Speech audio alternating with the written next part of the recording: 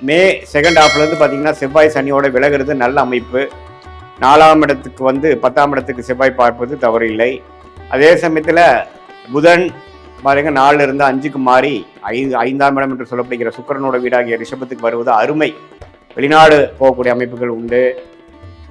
சுப முதலீடு பண்ணி வியாபாரத்தை அடுத்த லெவலுக்கு கொண்டு போகக்கூடிய ஒரு எக்ஸ்பான்ஷன் பண்ணக்கூடிய அமைப்புகள் கண்டிப்பாக உண்டு. இந்த வீடியோவில் நம்ம என்ன பார்க்க போறோம்னா, மகர ராசிக்காரர்களுக்கு மே 2026 எத்தகைய ஒரு பலன்கள் நிறைந்த ஒரு மாதமாக இருக்க போகுதுன்னு பார்க்குறோம். இப்போ பாருங்க, சயின்டிஃபிக் வேதிக் அஸ்ட்ராலஜி முறையில் எந்த விதத்திலும் மிகைப்படுத்தாமல் உள்ளது உள்ளவாறு ஒரு கிரகமும் ஒரு மாதிரியான அமைப்பில் இருக்கும் பொழுது எது மாதிரி தாக்கத்தை கொடுக்குதுங்கிறது அந்த அறிவியல் சார்ந்த கலையாகிய இந்திய வேத ஜோதிட அடிப்படையான சயின்டிஃபிக் வேதிக் அஸ்ட்ராலஜி நம்ம பார்க்க போகிறோம். எதையும் மிகைப்படுத்தாமல் பரிகாரங்கள் அது மாதிரி விஷயத்துக்குள்ளெல்லாம் போகாமல் உள்ளது உள்ளவாறு எது மாதிரி பலனை கொடுக்க போகுது, உங்கள் கர்மவினை எப்படி இருக்குது, எது மாதிரி விஷயத்தை உங்களுக்கு ஜாதகத்தில் அடுத்து வரக்கூடிய அமைப்பு கொடுக்க போகுதுங்கிறது நம்ம பார்க்க போகிறோம். இது வந்து ஒரு பொதுவான பலன் தான். இப்போ பாருங்க, மகர ராசிக்கு 2026 மே மாதம் எப்படி இருக்குன்னா, ராசி 6ஆம் இடத்திலே நீடித்திருக்கிறார் மாதம் முழுவதும்.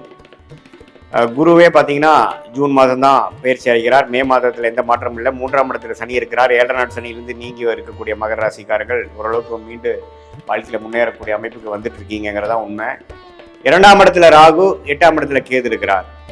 இப்போ இது மாதிரி ஒரு ஆண்டு கிரகம் சஞ்சாரம் இருக்கும் பொழுது மாத கிரகம் எப்படி இருக்குன்னு பார்த்தீங்கன்னா, செவ்வாய் பார்த்தீங்கன்னா மீனத்திலேயே ராசி அதிபதியோட முதல் 2 வாரம் இருந்து சில மன சஞ்சலங்கள், சில ரெஸ்ட்லெஸ்னஸ், சில கோபதாபங்கள், சில சௌரிய கோளாறுகள்லாம் வந்து மே மாதம் 2 வாரம் முதல் 2 வாரம் மகர ராசிக்காரருக்கு செவ்வாய் சனியோட சேருவதனால் கொஞ்சம் அது மாதிரி ஒரு தாக்கங்கள் இருக்கு. ஆனால் மே செகண்ட் ஹாஃப்லேருந்து பார்த்தீங்கன்னா செவ்வாய் சனியோட விலகிறது நல்ல அமைப்பு. 4ஆம் இடத்துக்கு வந்து 10ஆம் இடத்துக்கு செவ்வாய் பார்ப்பது தவறு இல்லை. அதே சமயத்தில் புதன் பாருங்க 4 இருந்து 5க்கு மாறி 5ஆம் இடம் என்று சொல்லப்படுகிற சுக்கிரனோட வீடாகிய ரிஷபத்துக்கு வருவது அருமை. அதே மாதிரி சூரியனும் 5க்கு வரார். அப்புறம் மாத கடத்தியில் பார்த்தீங்கன்னா சுக்கிரனும் 6ஆம் இடத்துக்கு போறார். ஸோ சுக்கிரனே 5ஆம் வீட்டில் ஆட்சி பலத்தோடு இருக்கிறது அருமையான ஒரு டைம். ஸோ கோல்டன் டைம் வந்து மே 2nd week 3rd week 4th வீக்ல இருந்து வரக்கூடிய செகண்ட் ஹாஃப் ஆஃப் மே மாதம் மகர ராசிக்கு ஒரு நல்ல அமைப்பு இருக்கு. காதல் கை கூடக்கூடிய அமைப்பு, குழந்தைகளால் நல்ல கல்யாணமான தம்பதியருக்கு குழந்தைகளால் நற்செய்தி, குடும்பத்தில் குதூகலம், வண்டி வாகனம் சேர்க்கை, வீடை வசதிப்படுத்திக்கிறது, அது மாதிரி பல நல்ல விஷயங்கள், ஆரோக்கியமான விஷயங்கள், கலகலப்பாக இருக்கக்கூடிய விஷயங்கள், சுப விஷயங்கள் நடக்கக்கூடிய அமைப்பு மகர ராசிக்காரர்களுக்கு மே 2026 குறிப்பாக சொல்லணும்னா செகண்ட் ஹாஃப் ஆஃப் மே அற்புதமாக இருக்கு. அதை நீங்க கரெக்டா யூஸ் பண்ணிக்கணும். அந்த நேரத்தில் பார்த்தீங்கன்னா ஏனோ தானோன்னு இல்லாமல் வரவேண்டிய வாய்ப்புகளை கரெக்டாக நீங்க உபயோகப்படுத்தி கொண்டு இந்த குரு, சுக்கிரன், அதே சமயத்தில் புதன் அது மாதிரி கிரகங்கள்லாம் நல்ல ஒரு வசதிப்படுத்துவதற்காக ஒரு சுப விரயத்தை கொடுத்து நல்ல வாழ்க்கையில் அடுத்த லெவலுக்கு நம்ம போகக்கூடிய அமைப்பை கொடுக்குறார்.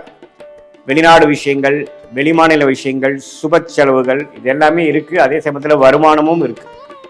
இது அற்புதமான ஒரு காலத்தை நீங்க வந்து மகர ராசிக்காரங்க இவ்வளவு தூரம் கடந்த 2-3 வருஷமாலாம் ஜென்மசனி, அஷ்டம சனி எல்லாம் தாக்கி ஜென்மசனி, பாத சனியிலேருந்து வெளியில் வரக்கூடிய மகர ராசிக்காரர்களுக்கு இந்த வாய்ப்பை வந்து கரெக்டாக யூஸ் பண்ணிக்கணும்.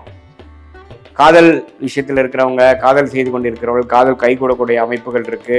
பேரண்ட்ஸ் கிட்ட இருந்து பர்மிஷன், கன்சென்ட்டு, ஒத்துழைப்பு, பர்மிஷன் கிடைக்கக்கூடிய அமைப்புகளாக உண்டு. அதே மாதிரி கலைத்துறையில் இருக்கக்கூடிய, மீடியா துறையில் இருக்கக்கூடியவங்களுக்கு நல்ல ரெகக்னிஷன் வாய்ப்புகள் உண்டு. வெளிநாடு போகக்கூடிய அமைப்புகள் உண்டு. சுப முதலீடு பண்ணி வியாபாரத்தை அடுத்த லெவலுக்கு கொண்டு போகக்கூடிய ஒரு எக்ஸ்பான்ஷன் பண்ணக்கூடிய அமைப்புகள் கண்டிப்பாக உண்டு.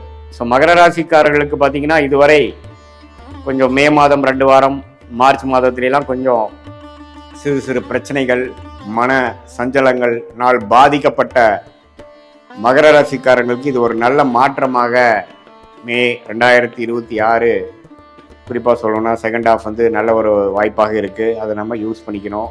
மாணவர்களும் பார்த்தீங்கன்னா புதன் சுக்கிரனோட வீட்டுக்கு வந்து நல்லா புரிதலோட, ஒரு ஆம்பிஷனோட, கிளாரிட்டியோட, கான்ஃபிடென்ட்டோட படிக்கக்கூடிய அமைப்புகள் மாணவர்கள் காம்படிட்டிவ் எக்ஸாம் எழுதுகிறவங்களா இருந்தாலும் சரி, 10th 12th எக்ஸாம் எழுதுகிறவங்களா இருந்தாலும் சரி, மேற்படிப்புக்காக என்ட்ரன்ஸ் எக்ஸாம் போகிறவங்களா இருந்தாலும் சரி, ஒரு நல்ல அமைப்பை கொடுக்கக்கூடிய ஒரு அமைப்பு இருக்குது. இந்த டைம் நீங்கள் நல்லா யூஸ் பண்ணிக்கணும். இது ஒரு பொதுவான பலனே தவிர உங்களுடைய ஜென்ம ஜாதகத்தில் எது மாதிரி தசா புக்திகள் போய்கொண்டிருக்கிறது, உங்களுடைய லக்னம் என்ன, உங்களுடைய நட்சத்திரம் அவிட்டமா, திருவோணமா, உத்திராடமா அப்படிங்கிறதெல்லாம் பார்த்து உங்கள் தசாபுக்திகள் எப்படி போய்கொண்டிருக்கிறது, அந்த தசநாதனும் புக்திநாதனும் இப்போ கோச்சாரத்தில் எது மாதிரி அமைப்பில் போயிட்டு இருக்காங்க அப்படிங்கிற விஷயத்தெல்லாம் நம்ம பார்க்கும் பொழுது நம்மளுடைய கர்மா எது மாதிரி விஷயத்தை காட்டுது, இந்த பொதுவான பலனை காட்டிலும் இன்னுமே துல்லியமான பலன்கள் என்ன, தசா புக்தி அந்தரம்னு நம்ம பிரித்து தசையை வருட கணக்கில் பார்த்து, புக்தியை 2 வருடம் 3 வருடம் லெவலில் பார்த்து, அந்தரம் பார்த்திங்கன்னா மாத கணக்கில் பார்த்து, சூக்ஷமம் வாரக்கணக்கில் பார்த்து எது மாதிரி விஷயங்கள் நமக்கு காத்திருக்குது, எது மாதிரி பிராப்தங்கள் நம்மளோட ஜாதகத்தில் இருக்குது, எது மாதிரி விஷயங்கள் நமக்கு சரி வராதுங்கிறதெல்லாம் தெரிந்து அதுக்கு தகுந்த மாதிரி நம்மளுடைய வாழ்க்கை பயணத்தை திட்டமிட்டு அந்த செயல் அமைப்புகளை வடிவமைத்து அது மாதிரி நம்ம அந்தந்த நேரத்தில் நம்ம செய்து கொண்டேயானால் தேவையற்ற பண விரயங்கள், தேவையற்ற சமய விரயங்கள் எல்லாம் தவிர்த்து, ஏன்னா வாழ்க்கையில் நம்ம ஒரு 1000 வருஷம் வாழ போகிறதில்ல. ஒரு 20-25 வயசுக்கு மேலே நம்ம வேலைக்கு வந்துட்டோம், தொழிலுக்கு வந்துட்டோம்னா ஒரு 30-35 வருஷம் மேக்ஸிமம் நம்ம கெரியர் இருக்குது. அதுக்கப்புறம் ரிட்டையர்மெண்ட் ஆகிறோம். அதுக்கப்புறம் நம்ம முதல் மாதிரி ஆக்டிவாக இருக்க முடியாது.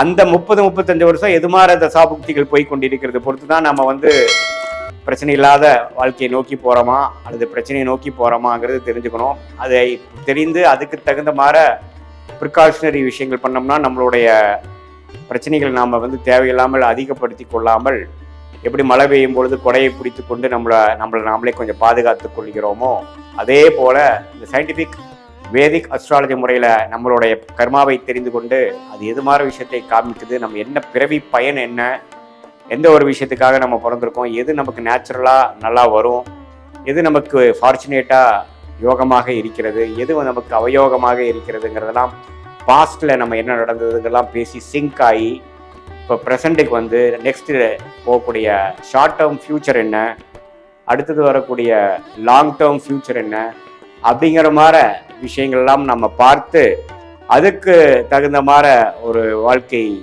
அமைப்புகளை திட்டங்களை தீட்டி அதுக்கு தகுந்த மாதிரி செஞ்சோம்னா சயின்டிஃபிக் வேதிக் அஸ்ட்ராலஜி முறையில் நல்ல பலன் அனுபவிக்கலாம். நம்ம இந்த மாதிரி பரிகாரங்கள் அது மாதிரி விஷயத்துக்குள்ள போய் நம்ம கர்மாவை மாற்றிட முடியும் அப்படிங்கிறதுல சயின்டிஃபிக் வேதிக் அஸ்ட்ராலஜி முறையில் பெரிய நம்பிக்கை இல்லை. ஆனால் என்ன விஷயம் எப்படி நடக்குது, எது மாதிரி எது விஷயங்கள் காட்டுதுங்கிறது தெரிந்தால் அதுக்கு தகுந்த மாதிரி மென்டலாக ப்ரிப்பேர்ட் ஆகி நம்மளுடைய பிராப்தங்களை நம்ம அதிகரிக்க முடியும், நம்மளுடைய பர்சன்டேஜ் ஆஃப் சக்ஸஸை இன்க்ரீஸ் பண்ணிக்க முடியும், அதிகரித்துக்க முடியுங்கிறதை நாம் தெரிஞ்சுக்கணும். அதே சமயத்தில் நம்மளுடைய விஷயங்கள் வேலையா, தொழிலா, காதல் திருமணமா, அரேஞ்ச் மேரேஜா, வெளிநாடா, உள்நாடா, கவர்மெண்ட் ஜாபா, ப்ரைவேட் செக்டாரா, எது மாதிரி அமைப்புகள், இது மாதிரி ஒரு வயசுக்கும் நமக்கு கேள்விகள் நிறையா இருக்குது, நம்மளுடைய சாய்ஸஸ் நிறையா இருக்குது. அதுக்கு வேணுங்கிற விஷயம் தான் கரெக்டாக நம்ம சயின்டிஃபிக் வேதிக் அஸ்ட்ராலஜி மூலமாக ஃபில்டர் பண்ணி அதில் போனோம்னா தேவையற்ற சமய வரைகளை தவிர்த்து எளிதில் எதிர்நீச்சல் போடாமல் வாழ்க்கையில் வெற்றி பெற முடியும் என்று சொல்ல விரும்புகிறேன். மீண்டும் மற்றொரு காணொலியில் சந்திப்போம். நன்றி, வணக்கம்.